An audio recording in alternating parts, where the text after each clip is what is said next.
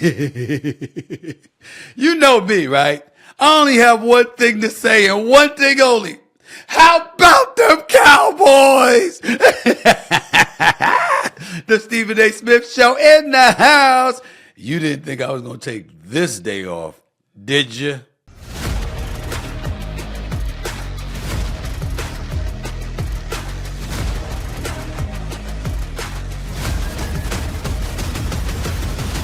What's up, everybody? Welcome to the latest edition of the Stephen A. Smith Show, this holiday version of the Stephen A. Smith Show, coming at you over the digital airwaves of YouTube at the very least 3 times a week. It is an honor and a privilege to be here, particularly on this day, Martin Luther King Jr. holiday, because obviously people like myself wouldn't be in the position that I'm in today if it were not for his sacrifices, his commitment to civil rights and civil liberties for all, not just black folks. So we revere that man on this show especially, and just wanted to take a moment to pay homage to him and all that he's done for me, for the black community, for underprivileged, underserved, and disenfranchised folks everywhere. Thank you for being who you are. There is no us, Dr. Martin Luther King Jr., without you. As usual, I'm coming at you from an undisclosed location, this time in Los Angeles, California. Been on the road for a while between ESPN work, some Hollywood meetings, some podcast business that I've tended to, along with NBA Countdown for ESPN and ABC. I've been quite busy for the month of January, so I've been in and out of town. I've been on the road far more often than being in my home studio. That's why you don't see me there right now. That's why I won't be taking your calls. I'll be taking tweets near the end of the show from you, but I'm not going to be taking any calls, okay? Let me get right into it because we all know what the topic of discussion is, right? The Dallas Cowboys blew it again. They blew it again. Now, there's this dude named Southern Steve that people like to call me from time to time because I use that Southern accent. And I reckon I understand where they're coming from. Because, see, when you look at the Dallas Cowboys right here, I've tried to tell people all the time, just wait. Be patient. Sure enough, they won't let you down. But having said that, even I, back to Stephen A. Smith, did not expect them to get their asses whipped the way that they did. That was an ass whipping, okay? They were down 48-16. With 6 minutes left in the game. I don't want to hear anything about a final score of 48-32. I don't want to hear anything about Dak Prescott throwing for over 300 yards with about 2 or 3 touchdowns. I don't want to hear any of that. They got spanked. They got spanked. And I want to put into perspective how just devastating this loss was yesterday. Ladies and gentlemen, Sunday afternoon in Dallas, Texas marked the 28-year anniversary to the day that the Dallas Cowboys last appeared in an NFC Championship game. And on that day, as a number 2 seed, with the expectation that the only thing standing in their way would be the San Francisco 49ers, the Dallas Cowboys wet the bed. They couldn't do a damn thing right. Usually, when you win the coin toss, you'll give it to the opposing team's offense because you want to start the second half with the ball. Not Green Bay. Green Bay took the ball. Marched 12 plays, 75 yards, opening drive, touchdown. Up 7-0. Dak Prescott ultimately would throw an interception. Next thing you know, another touchdown by Green Bay. The list went on and on. Dallas 3 and out. Green Bay gets the ball back. Another touchdown from Jordan Love. And then, before you knew what hit you, shocked and appalled at what was happening to Dallas before our very eyes, Dak Prescott turns around and throws a pick six. A pick six.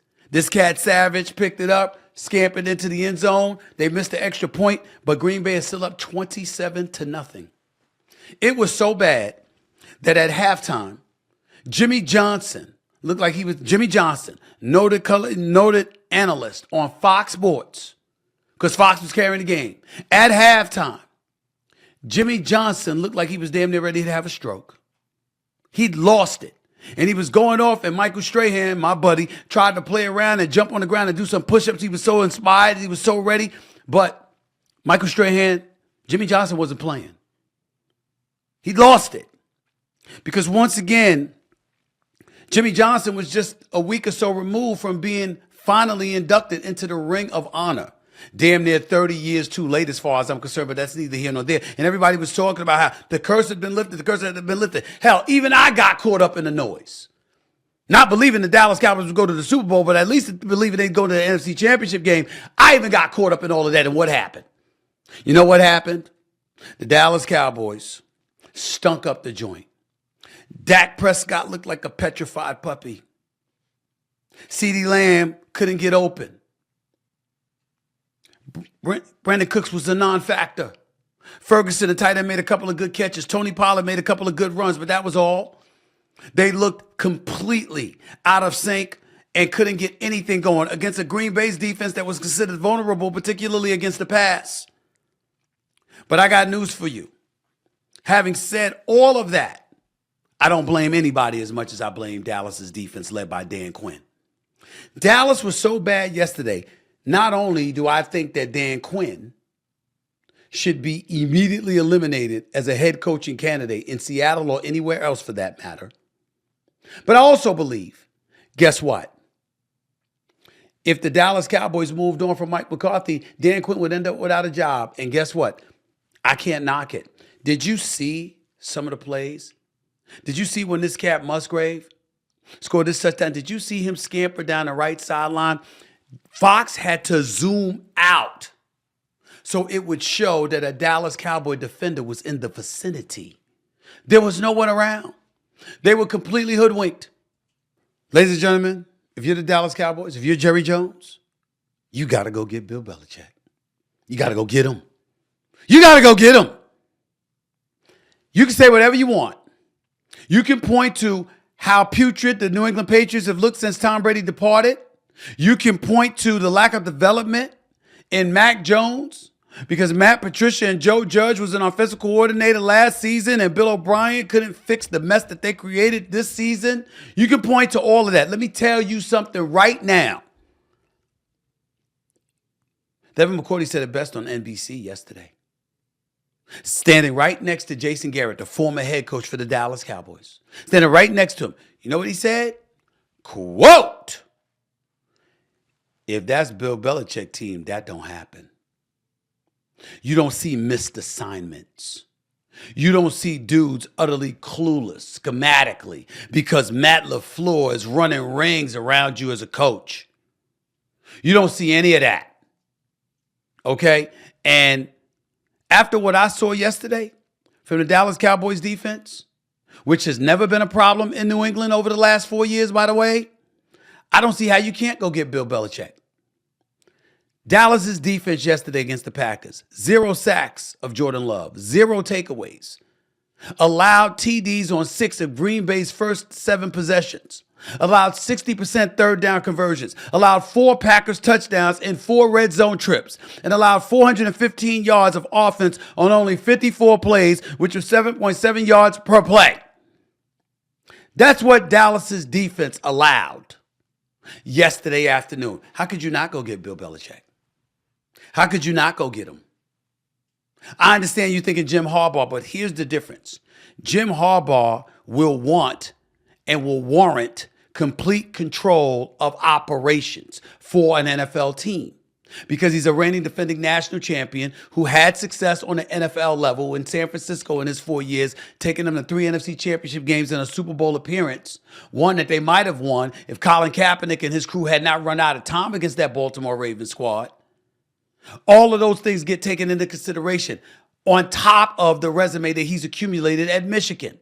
So if you go anywhere, if you're Jim Harbaugh, you're going to want say in front office personnel decisions. If you're Bill Belichick, you can't make that argument now. You had an opportunity to pick a team for a decade. You've been the GM. You've been running the organization. The buck stopped with you, and you produced 2 All-Pros in 10 to 12 years, a punter and a kicker. That's it. You don't have a leg to stand on if you're Bill Belichick. So guess what? You're going to go in Dallas. And then for those of you who might ask the question, how the hell are they going to coexist? Him and Jerry Jones. Shannon Sharp asked me about that today on First Take on ESPN. How are they going to coexist? You know Jerry couldn't coexist with Bill Parcells. Stephen A., what's he going to do? What's he going to do? What's he going to do? Well, wait a minute. I'm looking at the Dallas Cowboys roster. I don't see a problem with their roster. I see a problem with heart. I see a problem with a little bit of girth. You can't have small dudes at the linebacker and safety spots and expect to do some noise against the run. That's not going to happen. That's problematic. So what I'm saying is that, okay, for the most part, you take away that, Dallas's roster has been stacked. I think they need a bell cow at the running back spot. I think they need more size in their secondary, if not at that linebacker spot. Fair enough. But for the most part, they got a crew. They certainly got speed and they got talent. What they didn't have were coaches in Dan Quinn, your defensive coordinator, and head coach Mike McCarthy, who seemed to know what the hell they were doing yesterday afternoon. And this is not me sitting here and advocating for Mike McCarthy to be fired. That is not what I'm saying.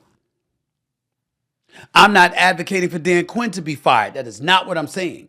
What I'm saying is there's a difference from being fired because you messed up and being replaced because we clearly have a better option.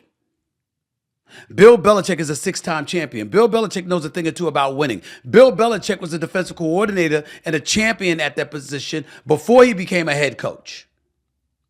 So if I'm Bill Belichick,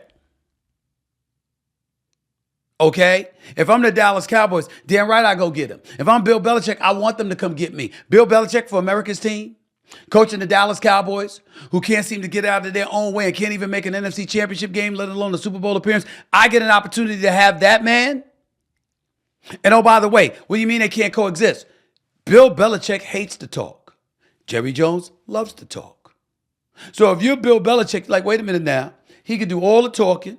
He can do all the press conferences. I can go up on the podium or go up on stage talking to the media contingent, giving one word or one sentence answers. My conferences will last about a grand total of 5 minutes, and I don't have to worry about anything because Jerry will want to do all the talking. That's what he'll want to do. And I get to coach the team and control the players. And if that's the case, why wouldn't you want that job? Why wouldn't you want that job? About getting rid of Dak Prescott, he was clearly panicked. Palms were sweaty. Backside was tight. He was in panic mode. Straight up shook. He looked worse than me throwing out the first pitch. It's bad. It was bad. But just a week ago, we were talking about him being the league MVP candidate. Just a week ago, we were talking about the kind of stuff this brother was doing and how sensational he was at doing it. I can't summarily dismiss Dak Prescott. He clearly has skills. And the fact that we didn't see him shine in that regard speaks volumes, and I get that part. I mean, based on all of those things you've heard me say about Dak Prescott, look, it wasn't impressive. There is no way around that. I can't apologize for him. I can't make any excuses. Dak Prescott, as I've pointed out on many, many occasions, shows up. He's big time. September through December. And then all of a sudden when January comes around, he nosedives. Record in September, 14-10. Record in October, 17-8. Record in November, 19-12. Record in December, 21-8. That is Dak Prescott as the starting quarterback for the Dallas Cowboys. January, including the playoffs, brother like 4-8. I mean, it's just bad. I mean, what is there to say? Dak Prescott simply doesn't get it done. There's no other way around it. And I'm not even sure that's accurate. I got to double check that playoff record because I'm not sure. There must be a typo somewhere. 5-13 playoff record over the last 28 seasons for the Dallas Cowboys. Dak Prescott is not even the best quarterback in the state of Texas. That would be C.J. Stroud, a rookie. A rookie is better than Dak Prescott. We slice it any way we want to. Have you seen the brother? Did you see him against Cleveland? Did you see him in the last game of the season, regular season, against the Indianapolis Colts with a playoff berth on the line? Did you know that he's only thrown 5 interceptions this season? Did you know that he has an interception rate of 1%? He's thrown 1 interception for every 100 pass attempts. The brother is special. Special. That's C.J. Stroud. And I couldn't believe what I saw them do against Cleveland. Because I thought Cleveland's defense was elite. But I didn't know that Joe Flacco was just going to give the game away on purpose. So much for raving about him. Getting off his couch at age 38, turning 39, January 16th. He's been playing lights out. Got them to 4 wins in their last 5 games of the regular season. Joe Flacco, Joe Flacco, Joe Flacco. My God. It was awful. Back-to-back pick sixes. I mean, damn. Giving the game away. That's what happened to Joe Flacco. But it don't take away from what we've seen from C.J. Stroud. Just like it can't take away from what we saw with Jordan Love. As putrid and as awful as Dallas's defense was, we saw Jordan Love make some big-time throws. Off the back foot with the side angle. Looked a lot like that bad man Aaron Rodgers. Yes, he did. It was special. It's going to be really interesting to see what Green Bay does against San Francisco. Next week. Be real interesting to see that. But I got to tell you something.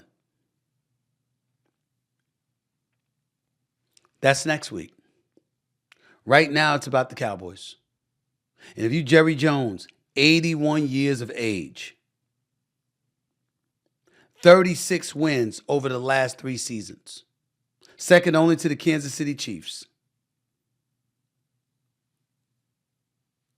Pro Bowl selections, 13, tied with San Francisco for most in the NFL. You got 1 playoff win in the last 3 years. You can't keep McCarthy when Belichick or Harbaugh is out there. And I think Belichick is the one that should go to Dallas and Harbaugh should go to the Chargers. But you cannot keep Mike McCarthy and Dan Quinn after a performance like that, how ill-prepared they were. You cannot keep them in those positions when a Bill Belichick or a Jim Harbaugh are available to you. You just can't do it. You just can't do it. 888-SAS-5303 is the number to call us. 888-727-5303. Just some notes on Jordan Love and the Packers real quick. Packers are the youngest team to win a playoff game since the 1970 NFL-AFL merger. Got to point that out.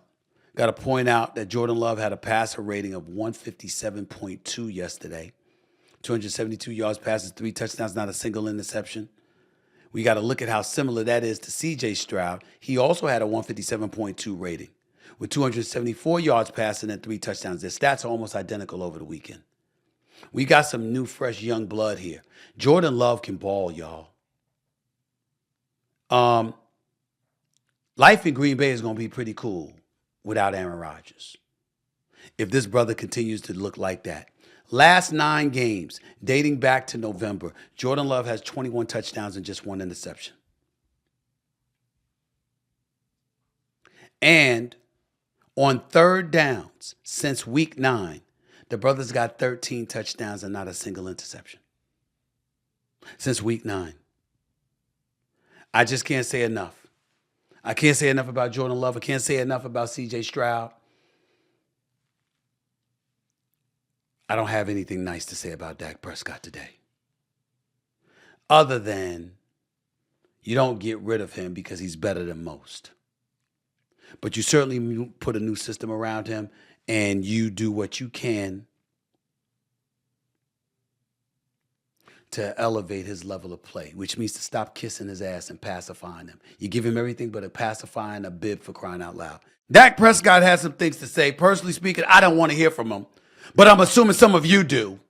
So let's hear Dak Prescott coming to the defense of his coach since he was immediately getting asked questions. You think change is going to take place when it comes to your coach? Let's listen to Dak Prescott for a second. Yeah, he's been amazing. I don't know how there can be, but I understand the business. In that case, it should be about me as well, honestly. I mean, that guy, I've had the season that I've had because of him. This team's had the success that they've had because of him.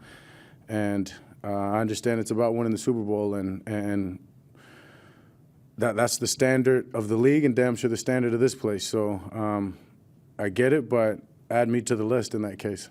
Dak Prescott, stop. Respectfully, shut the hell up. We don't care about your vote of confidence at this particular moment in time. You wanted to give Mike McCarthy a vote of confidence? Play better. Play better. Stop the bleeding. Move the football. Prevent the Green Bay Packers from going up 27-0. And I'm at a point right now where it comes to Dak Prescott. I'm sick and tired. I'm sick of all the platitudes. I'm sick of all the preambles before we get into him with football. Great character, nice guy, class personified, leader, incredible role model, looks good with his outfits on. By the way, overcame a lot on a personal side that we don't need to get into, okay? Involving his brother, involving his mental makeup, involving his mom and losing his mom. I get all of that. Totally understand. Totally. I lost my mother. I get it.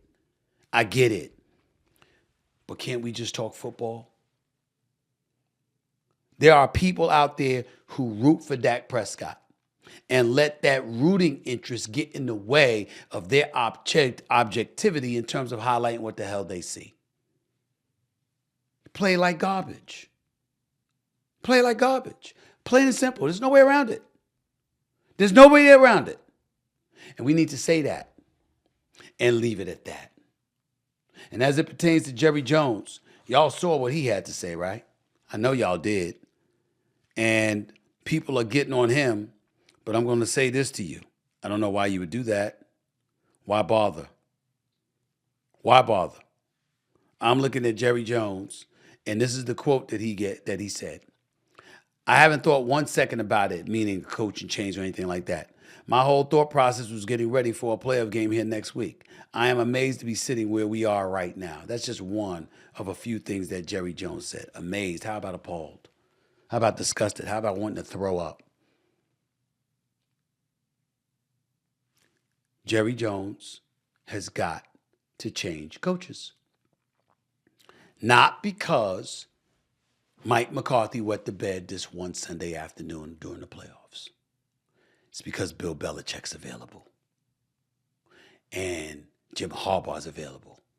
And it's not every day that you find those guys available on the open market. By the way, Jim Harbaugh talked to the Los Angeles Chargers today. And if they were smart, they'd snatch him up. They wouldn't even give him a chance to leave the building. That's what's going on. That's what we're talking about. That's what's happening. And that's what we need to recognize. Dak Prescott stays, but Mike McCarthy and Dan Quinn's got to go. Because you have an opportunity to get Bill Belichick. You take that all day, every day. Bill Belichick by himself makes up for both. It's just that simple. 888-SAS-5303. That's 888-727-5303. You are listening to the Stephen A. Smith Show right here over the digital airways of YouTube. You want to know something more about the Cowboys, but you don't want to hear it from me? How about a 3-time Super Bowl champion like Troy Aikman, who did it, throwing the football for the Dallas Cowboys? How about that guy? You want to hear from him? Well, you're about to. He's up next with yours truly. Don't touch that dial.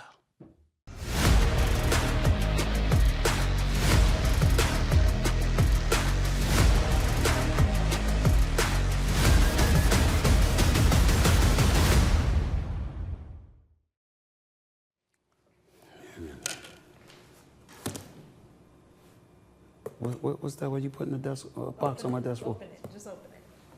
Just open it.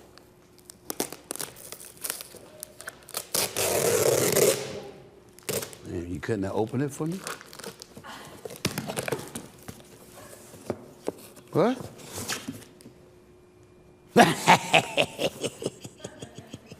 Yeah. Ah, my new book on paperback. I like it. I like it.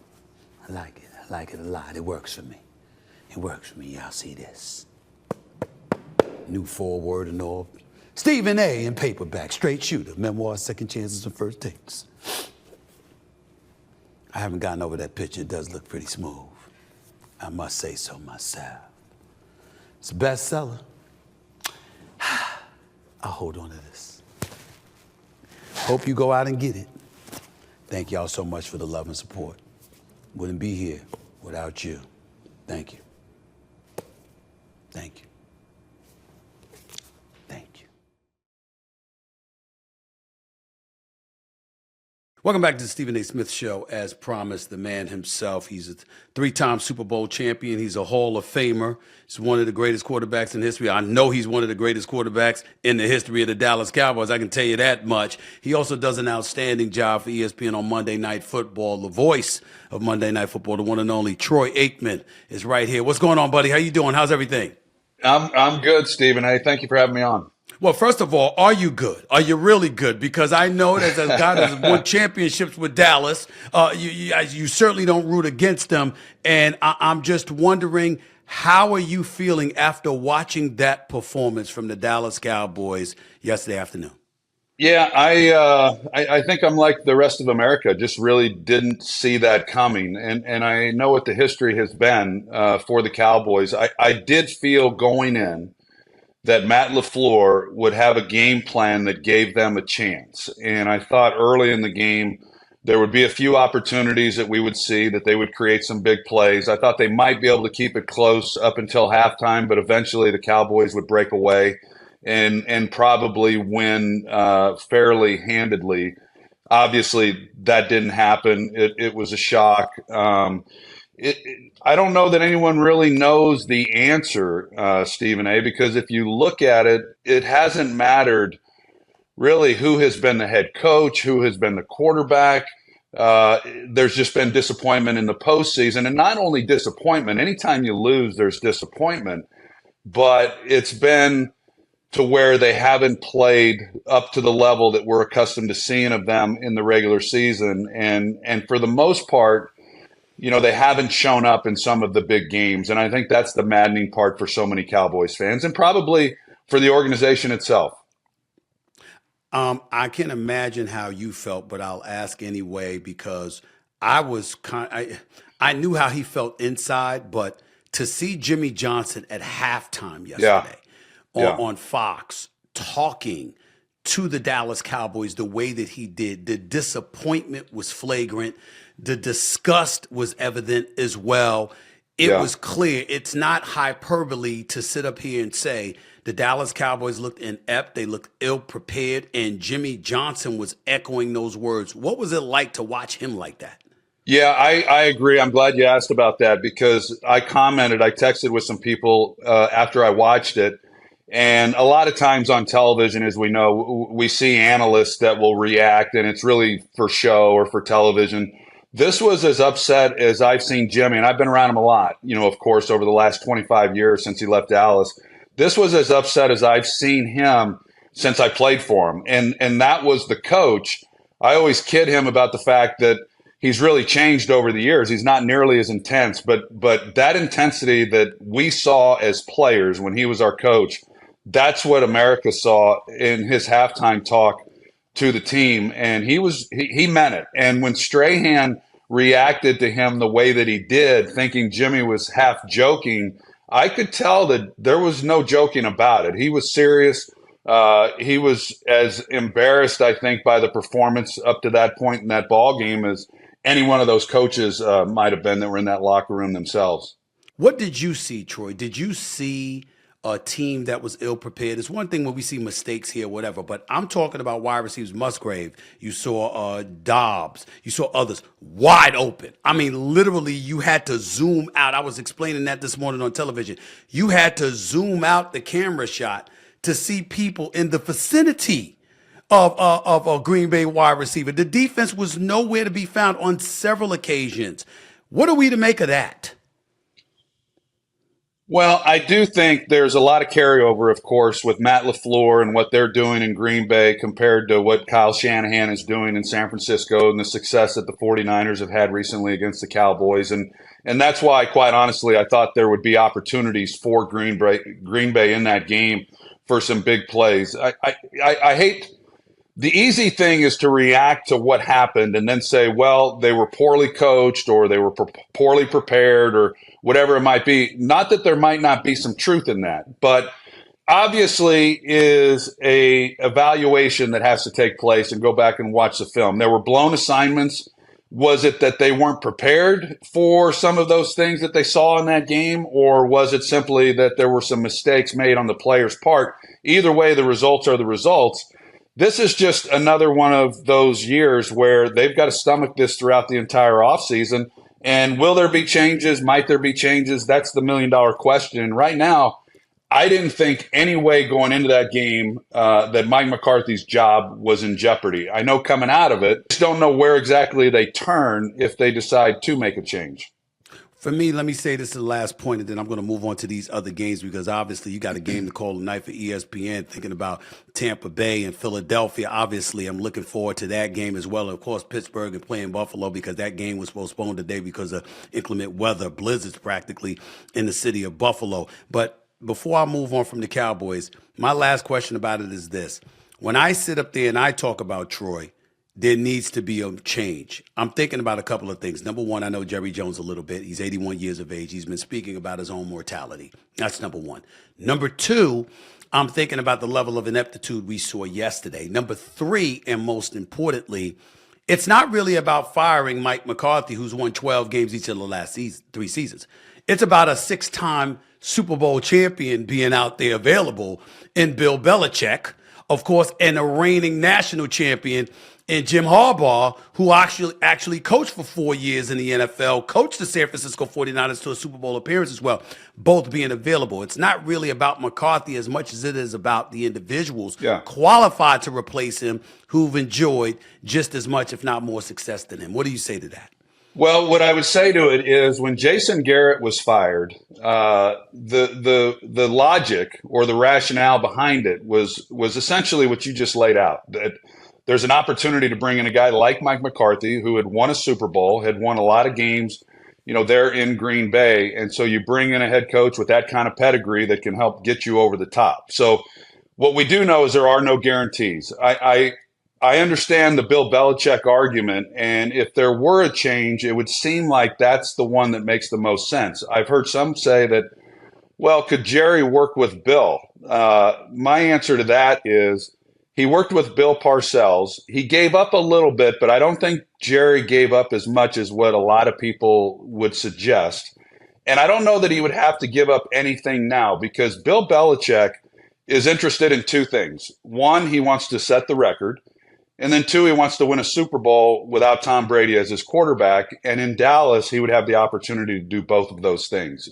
It's a team that's built and ready to go all the way. And that's why everyone's so disappointed and frustrated today after that game yesterday. But will a change be made? I still, looking at it, I personally don't see that happening. And part of the answer in that, Stephen A., is because Jerry's 81 years old. And does he want to go through another regime, a new set of coaches, and all that goes with that? It's not as simple or as clear-cut, I think, as a lot of people might think. That's a good point. Let me transition to the AFC because we saw a rookie quarterback in C.J. Stroud show up in Houston, and I'm looking at the Cleveland Browns, and I'm saying at the time, this is the biggest threat to Baltimore in the AFC because their defense is elite, number one. And number two, Joe Flacco, who's going to turn 39 years of age January 16th, is flinging a football all over the place for crying out loud. I'm like, my Lord, got him off his couch, and he looks like an all-pro quarterback. Yeah. And then C.J. Stroud, a rookie, playing in his first playoff game, shows up, and this is after closing out the regular season in Indianapolis. Right. And I was reading a quote from you where you were very effusive in your praises for this kid. Put into perspective what America, what the football world has been seeing take place in Houston with their rookie quarterback, C.J. Stroud, this season. Yeah, and I would argue that this weekend was his second playoff game because, as you mentioned, he had to win that Indianapolis game to even get into the postseason. And he might have had his best game of the year against them, against the Colts. And so, here he is on the biggest stage, and he continues to play at a really high level. I was so impressed with him when I saw him in the regular season I was getting ready for a Jacksonville game, and they had just come off of a win against Houston. And while I was watching Jacksonville's defense, I was mesmerized by C.J. Stroud. And then last week, getting ready for that ball game and watching him, he just does everything so well. He obviously was well coached in college. It's hard to make that kind of ground up if you haven't been as a rookie. But I also think that the situation for him in Houston is amazing. Bobby Slowick, another one of these disciples of the Kyle Shanahan tree, and I think he's on the fast track to becoming a head coach. Wouldn't be surprised if he lands a head coaching job in this cycle. But C.J. Stroud has been nothing short of phenomenal. His feet, his ability to get through progressions, him not being fooled by coverages, and he's extremely accurate, especially on the deep ball. I thoroughly have enjoyed watching him play. I think the Flacco story is amazing. I was really proud of Joe and what he accomplished. But to see the young guy come out and play like he did in his first playoff game, like you mentioned, was really terrific. What was it like for you watching him put his talents on display? Watching Jordan Love, who's not a rookie, been in the league, his fourth year, but spent the first 3 years on the bench or so, and then this is his first season starting, his first playoff game yesterday. He performs the way that he performs, juxtaposing all of that to Dak Prescott and his struggles in his 9th year, or 8th year going into his 9th year in the National Football League. What are we to make of all of that, Troy? That's a good question.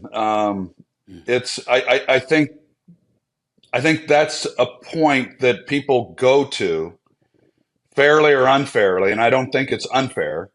When you see a Jordan Love playing on the road and playing at the level that he was able to play to, and also again with C.J. Stroud, and for the Cowboys to be at home, to be a team that was averaging 40 points a game, to be a high-scoring offense, and then to not get anywhere close to that.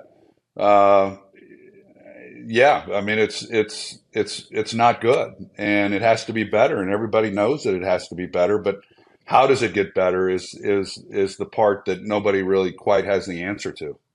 People say to us, be patient, be patient, be patient when you see anybody struggle in any profession, quite honestly.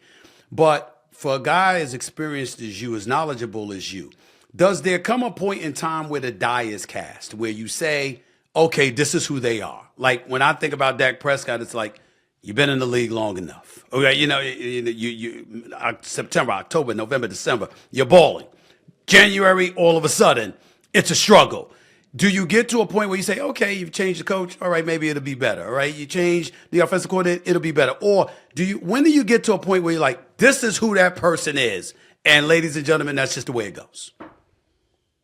Yeah, well, what I do know, Stephen A., is that as a quarterback, are judged on the wins and losses, and I like that. That's the way that it is. Okay. The wins defined my career, and I think there's something to be said for that, because even more so today in the NFL than at any other time, way more so than when I played. The quarterback has an enormous impact on the outcome of these games. It's like being a great player on an NBA team. They used to say, well, yeah, but that's one of 5 guys. Now you're one of 11, one of 22. And yet we've seen great quarterbacks be able to carry those teams. But I also know that until you do it, there's always the critic that says, well, you can't do it. So you can't do it until you finally do it.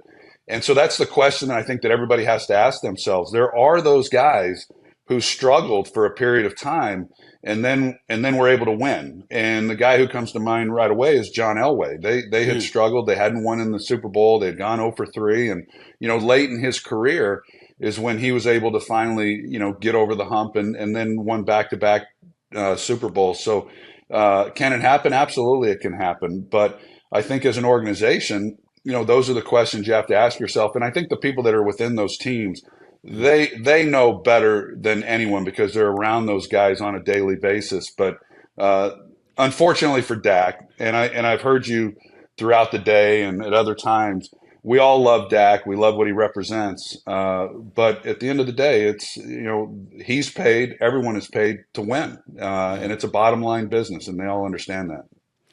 Transition into the game, I mean, that's near and dear to your heart. We got Tampa Bay going up against Philadelphia tonight. What are you looking for, looking at this game?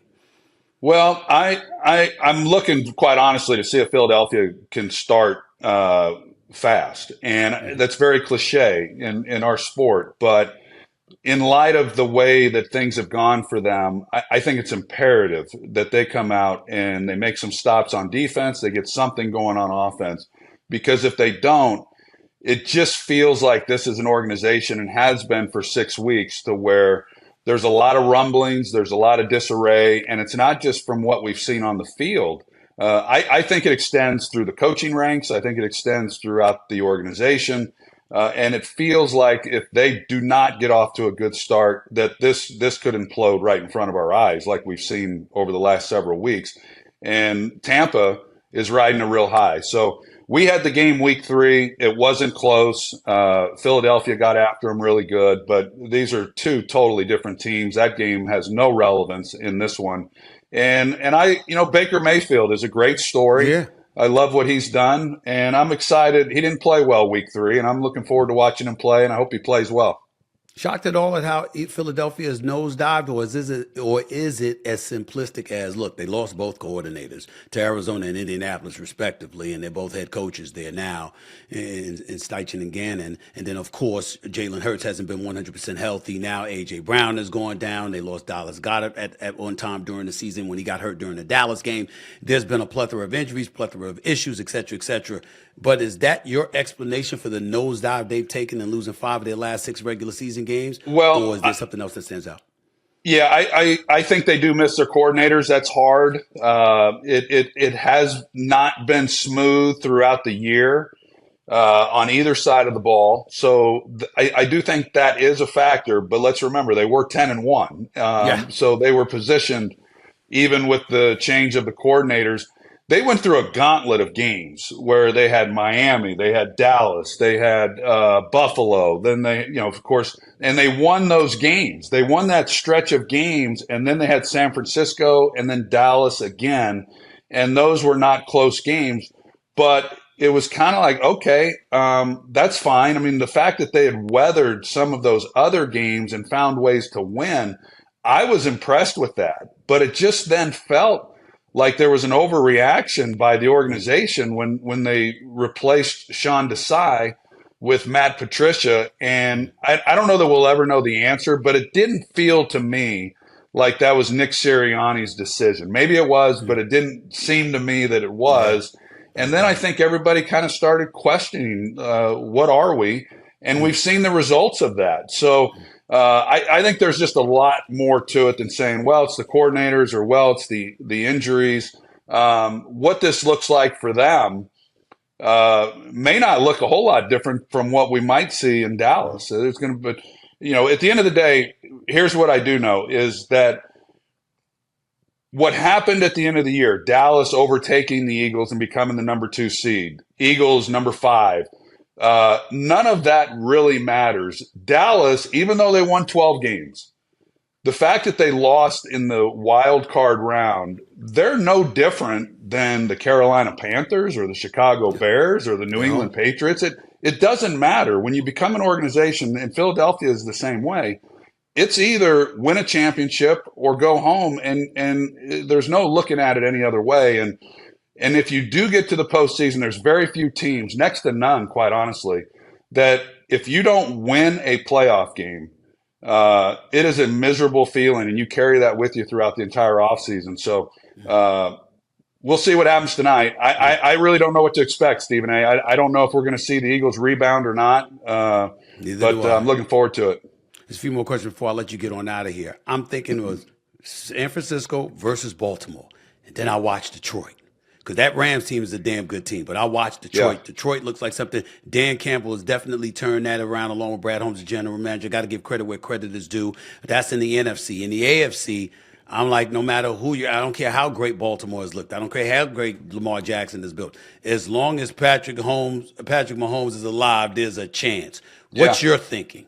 I agree. No, I agree. I love San Francisco.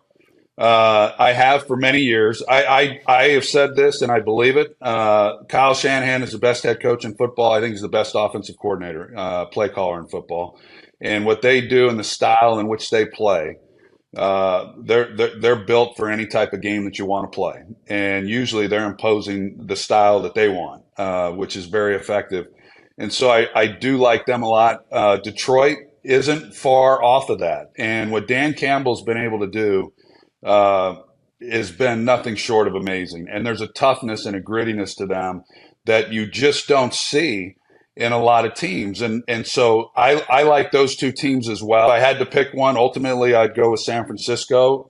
In the AFC, I love Baltimore. As much as they've done and as much as they've accomplished under John Harbaugh, I do think there's still a tendency to not give them their due during the year. And I've talked to a lot of people who have been in that building who some of them have been fired. They were let go. Others just left for various other reasons. But to a man, they all rave about the way that organization is structured, the respect that they have for everybody in the building, the job that John Harbaugh does.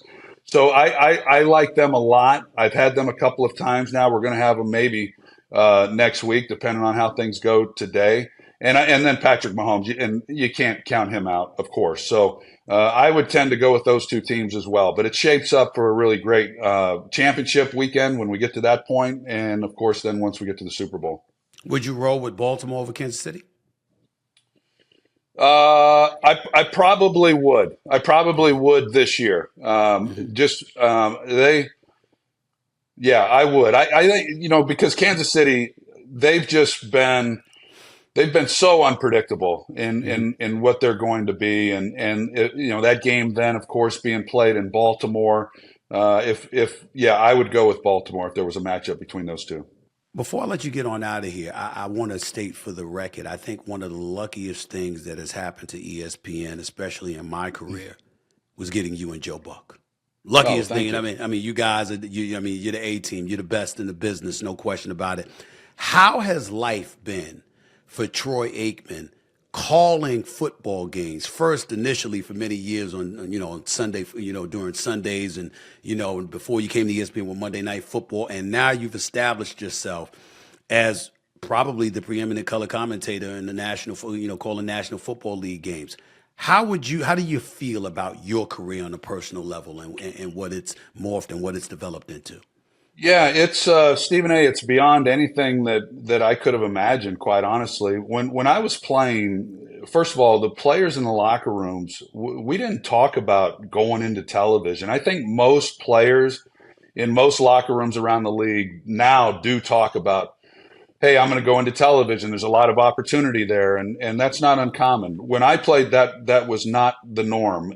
We all expected that Michael Irvin would go into television. We all expected that Deion Sanders would go into television. Right. And I had no interest in going into television, but I went over to NFL Europe and I did some games and I enjoyed it. And I was told by Fox at that time when I retired that they would have a job for me, and things worked out and I got paired with Joe, and here we are 22 years later, he and I working together, and we're at ESPN, and it's been an amazing ride. I was a single father for a number of years, and this profession afforded me an opportunity to be a single dad and not miss too much with my girls. So I'm forever grateful for that chance, but never in my wildest dreams could have imagined that I'd be doing it this long. I thought I would do it for a couple of years and then move on to something else. And I always thought that when I was playing that eventually I'd go to work in a front office. And there's always been a part of me that wanted to see if I could put together a roster that was capable of winning a championship. And I think that opportunity has sailed at my age, which is fine. I love where I'm at ESPN. It's been a great place for me to work. And I'm hopeful that I'm able to do it for a lot longer. They're comparing you to John Madden, and they use that comparison in this respect. Troy Aikman tells it like it is. Do you like that? You like that about yourself? You like people saying that's what you do? Well, in when I'm away from the camera, I do have a tendency to be very direct, and I'm working on that, Stephen A. I mean, so I'm Why? trying to Why? get a little, I see no problem with it, Troy. You're talking to the wrong yeah, person if you think that needs to yeah. change. I love it. What I don't want is I don't mind it. What I hope isn't the case is I have enormous respect for the participants that take the field, the coaches that coach, and the officials that officiate. I've got enormous respect for everyone involved, and I know that what they do is not easy because I was a part of it at one time, and so I would never want any comments that I make to take away from the respect that I have for them. So I'm a little guarded in that regard, but Okay. I tend, if I feel something, I tend to say it, and some people I think like that, and some people don't. But that's true of any analyst, whatever their style may or may not be. But I'll take it. I wouldn't say it's unfair if that's how people see me. Last comment. I got to give so much love to Joe Buck as well because this is a man that calls NFL games. He does baseball stuff. It's at the point where Joe Buck is like, it's like when he shows up at an event, you're like, oh, it matters. Yeah. Really, that's really what it comes down to. It's like he's Yeah. there, so the game must be important, and obviously the same applies to y'all. Listen, man, I can't thank you enough for taking time out of your busy schedule, buddy. I really, really appreciate it, man. And I had to get your comments after I saw what transpired with the Dallas Cowboys yesterday as well. So I really thank you as always, my man, looking out for me. I really appreciate it, and I'm looking forward to watching you call tonight's game. Thank you, Stephen A. Yeah, anything you ever need, the answer is yes. Appreciate you. Same with you, my man. Same with you. I ain't even ask you about Pittsburgh and Buffalo because I don't know who's going to win because, damn it, the weather's so bad, I don't even know if they're going to play the game. I mean, it's ridiculous. Unreal. Yeah, that'll It's be a fun crazy. one, though. How about that? Take it easy, Troy. We'll talk soon, all You right? bet. Thank you, All right, buddy. buddy. Thank you. One and only Troy Aikman right here on the Stephen A. Smith Show. 888-SAS-5303. That's 888-727-5303. You don't have to call in because I'm only taking texts or tweets as opposed to calls because I'm not in my home studio. But that's the number I like y'all to know y'all calling into. He is the great Troy Aikman, and it's always an honor and privilege to talk to my buddy. He's big time. I love him. I love the job that he does, and I hope y'all are looking forward to watching him tonight call that game, the Eagles and the Tampa Bay Buccaneers. Stick around. I got more to come your way. It's the Stephen A. Smith Show right here over the digital airwaves of YouTube. Back with more in a minute. Thanks again to the great Troy Aikman calling the game tonight with Joe Buck for ESPN. Playoff game between Philadelphia Eagles visiting the Tampa Bay Buccaneers. In that wild card playoff round, closing out today. If I didn't mention the Buffalo Bills and the Pittsburgh Steelers, it's because I wasn't in the mood. First of all, those weather conditions are crazy. They have to move the game back a day. And the only volunteers that were allowed in the streets were those who will come in and shovel the stadium in Orchard Park. Okay? That's how bad the weather conditions are. You know, at the time of this taping, we don't know what the hell is going to happen with that game. Okay? I can barely see some of the stuff going on there. So much damn snow. But that's a different subject for another day. Before I get into some non-sports related content, it's very rare that you'll hear me disagree with the great Tony Dungy, especially on a day like today. Martin Luther King Jr. holiday. Tony Dungy, first black coach to win a Super Bowl championship. Did in 2006. Okay? Coach Peyton Manning and the Indianapolis Colts when they beat the Chicago Bears and Lovie Smith. But it was necessary on this particular day because I thought that something he uttered was just shocking. And it involved the one and only Taylor Swift. Now, for the record, I am no Swiftie. Shoot, I'm not a member of anything, but if I was going to be, it would be the Beehive. You know what I'm saying? Beyonce, all day, every day, unapologetically so. But as you all have known, I went to Taylor Swift concert. That shit was off the chain. That was something special. No doubt. And I like Taylor Swift. And I got to tell you, all joking aside, it's getting ridiculous how she's being criticized by some, insulted by others, blamed by many. Grow up. And in the case of Tony Dungy, who's 68 years of age, was a phenomenal coach, phenomenal football mind. It's like, come on, man. Can we stop this, sir? Please, respectfully, please. Love Tony Dungy. Love him to death. Incredible role model. Somebody we admire and revere. But you're blaming Taylor Swift for disinterest in NFL action? Really? I'm reading an article here, and he's at the 2024 Hula Bowl in Orlando as he's being inducted into the Hula Bowl Hall of Fame. Leading up to the game, Dungy was one of several former football stars interviewed by Fox News at the time and was asked about a poll that showed that less than 25% of Gen Zers consider themselves avid sports fans. Fellow Hall of Famer Rod Woodson attributed the cause to the interest in sports betting. All right, but Tony Dungy went another route in his explanation in talking about Taylor Swift.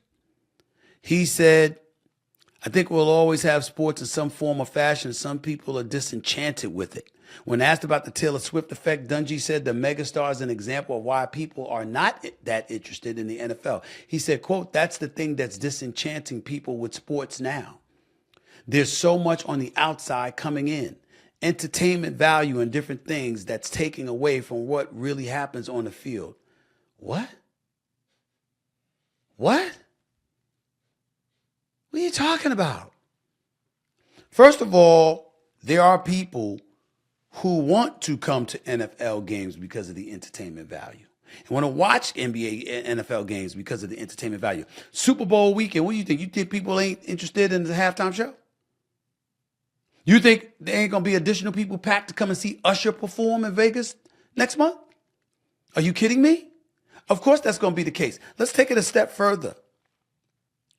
Because if we're going to say this, we got to be accurate. The NFL continues to dominate TV watching. 82 NFL games in the top 100 telecasts of 2023. The league also saw its average viewership rise 17.9 million. Tied for the second highest average since 1995. It rose 17.9 million in viewers. Ladies and gentlemen, the Kansas City Chiefs Christmas Day game against the Las Vegas Raiders had an average audience of 29.2 million, making it the most watched Christmas Day NFL regular season game ever. November 22nd, Kansas City played the Philadelphia Eagles, a Super Bowl 57 rematch. That averaged 29.03 million viewers. I got more information. I'm just looking at it right here, Tony Dungy, because we're going to deal with facts here. I'm just looking at it right now, and I'm saying to myself, the NFL is joining record ratings. Second highest TV rating since 2000. Second highest Monday Night Football rating since 2000. 97 of the top 100 TV programs of 2023. What are we talking about? And then Kansas City and Miami, the game was on NBC Peacock. Remember that? It wasn't on regular television. It wasn't on linear television. It was streamed. It had over 30 million viewers. What are you talking about? I think sometimes we look at somebody like a Taylor Swift, we look at her popularity, and we say, hey, that's not about football. That's not about the X's and O's or whatever. Who cares? That's about the X's and O's while the play's going on.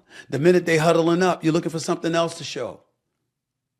When I saw them dancing in the press box and she had Mama Kelsey on one side and Mrs. Mahomes on the other, and they had the whole press box jamming, and ultimately the arena was following suit. That's a beautiful thing.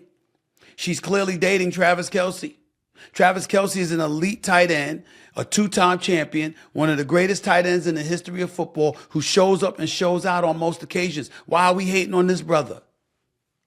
And by the way, let me tell you something about the criticism that's bothering me about Travis Kelce. Travis Kelce is one of the best brothers you could ever meet and was always good to people.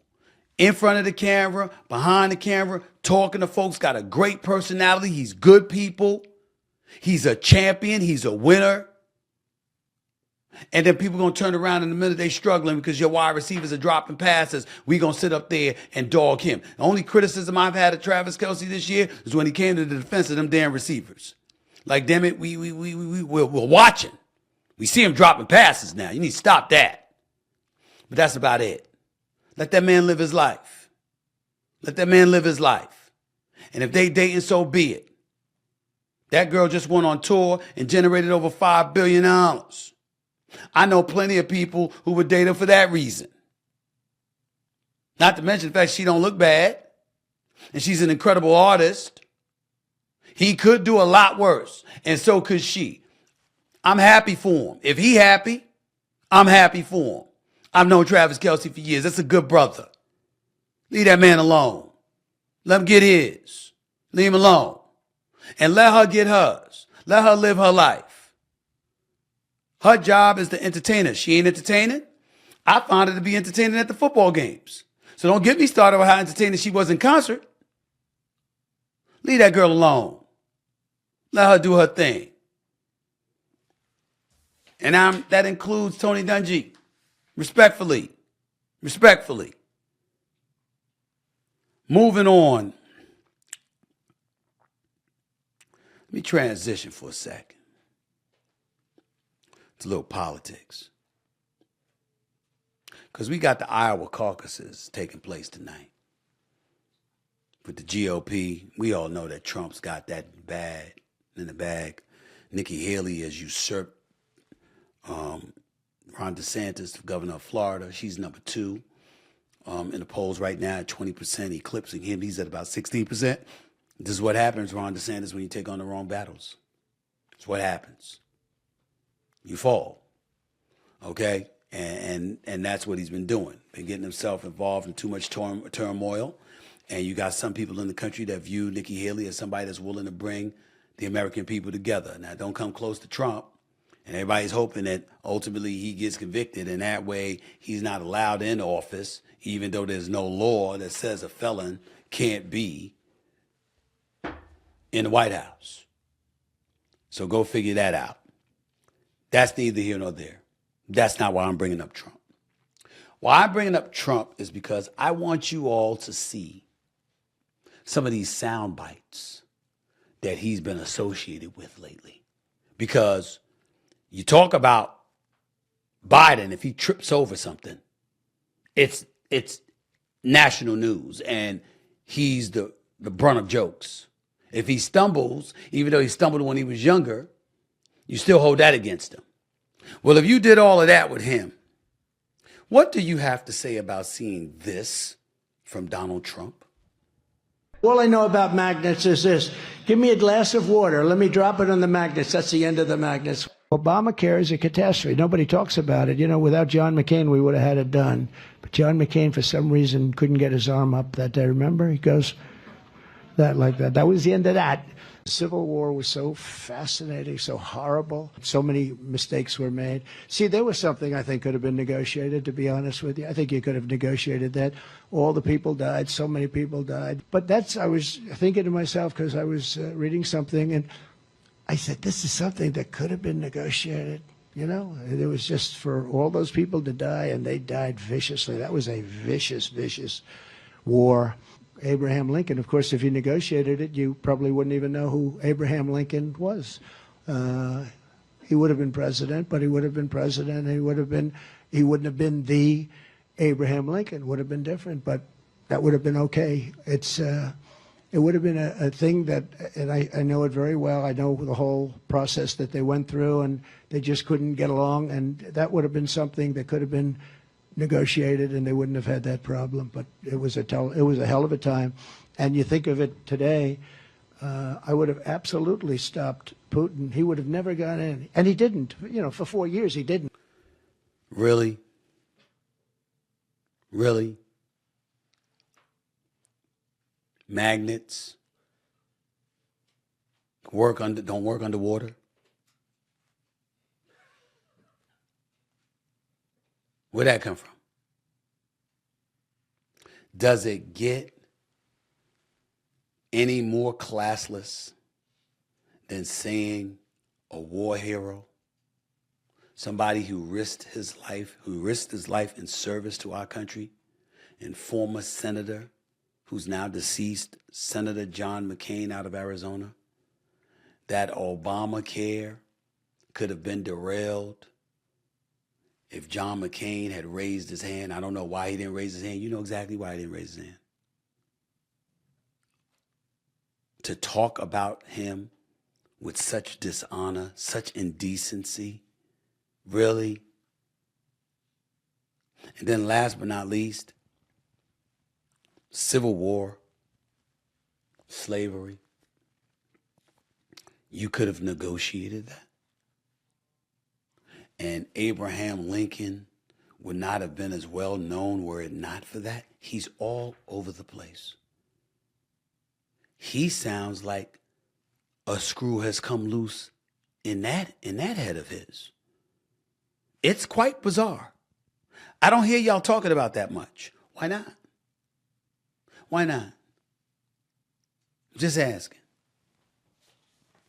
Just asking. I want to switch and transition to this story because it is Martin Luther King Jr. holiday. And I'm just reading some of the accolades, some of the laudables he's received over the years, been recognized for. This is the day we honor the birthday of Dr. Martin Luther King Jr.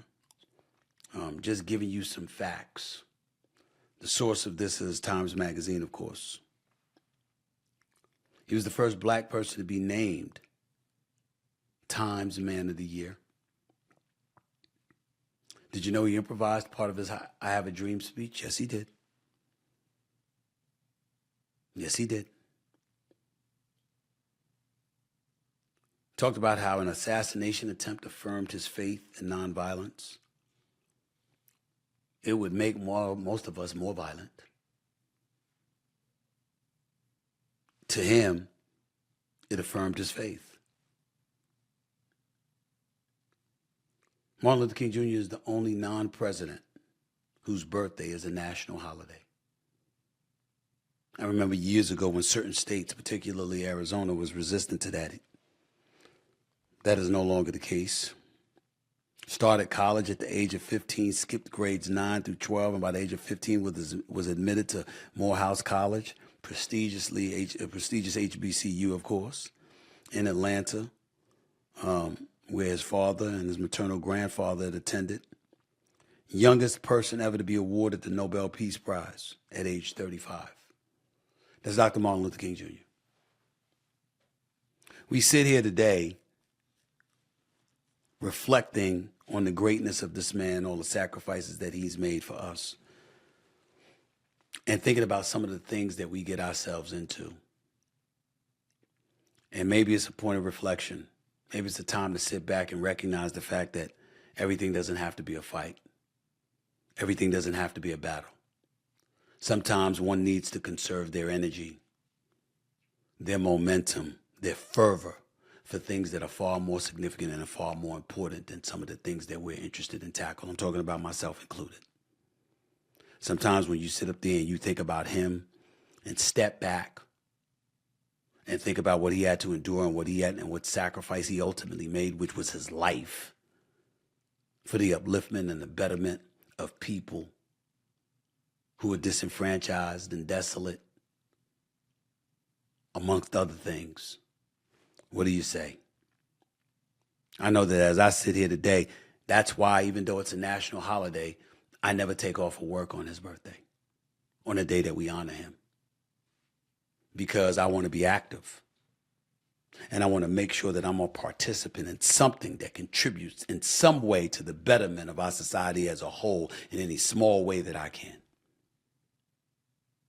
And today is the perfect day to be reminded of something like that. And that's what I was thinking about.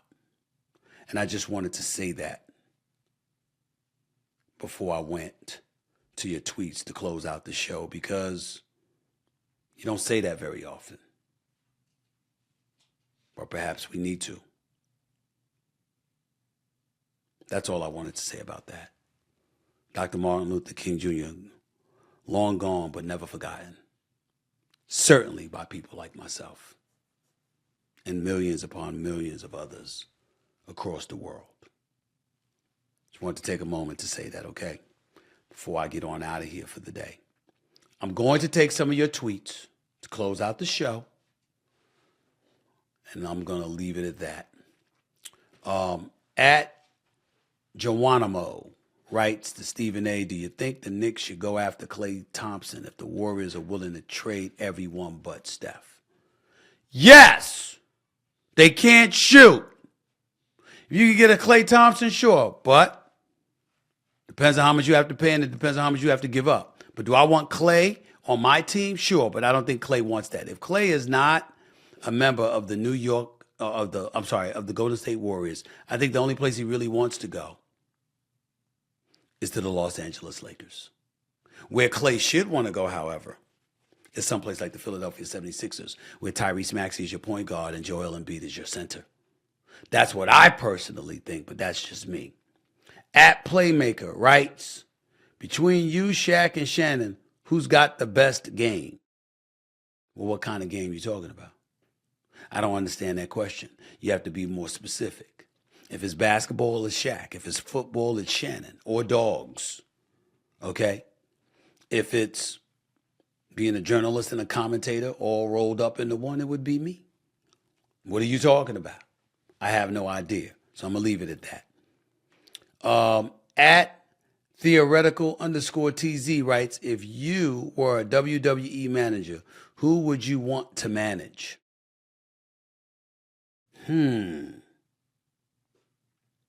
My ideal client would be Goldberg in his prime.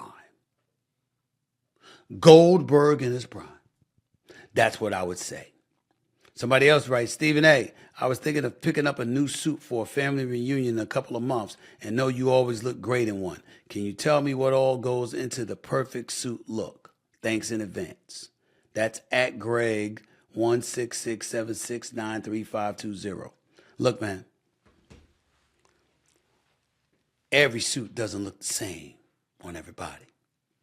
My Tom Ford suits look best on me, but I rock Brioni, and sometimes I rock something from a tailor, and it's no name. All right? With the tailor, the jackets look better than the suits. With Tom Ford, the suits look great. With Brioni, a little bit, in between.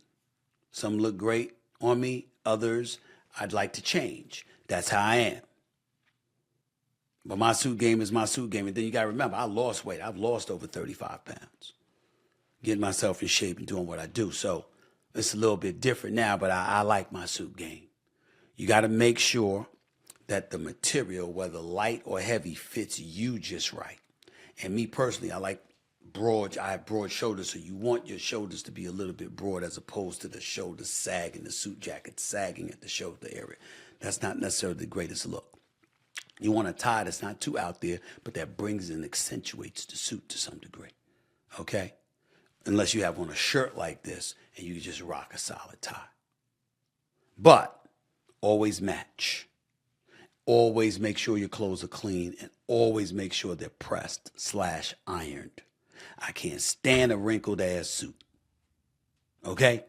Now, if you're sitting down and you get up and it's wrinkled near where you were sitting down, that's forgivable. Everybody knows why. But you know what I'm talking about when I'm saying wrinkled. When you rolling out there and the arms and the sleeves and everything is all wrinkled because you didn't even think about ironing that bad boy. That is not good. That is not good. So I just thought I'd point that out. It's a holiday, so I'm going to get on out of here. I just wanted to make sure that I delivered y'all an episode, particularly in the aftermath of Dallas collapsing the way that it did. It made my day. It made my year. I get to go to Vegas next month, and I don't have to be concerned about how about them Cowboys. Ain't nobody with sense going to yell that BS. Not after they stunk up the joint the way that they did. So it works for me. It worked perfectly for me, and I'm ecstatic that it did. Not to Jerry Jones, not to Micah Parsons, not to the team, but to them Dallas Cowboy fans everywhere. Mwah! I told you it was coming. I told you it was coming. Until next time, this is Stephen A. signing off. Peace and love, everybody. Talk to you later.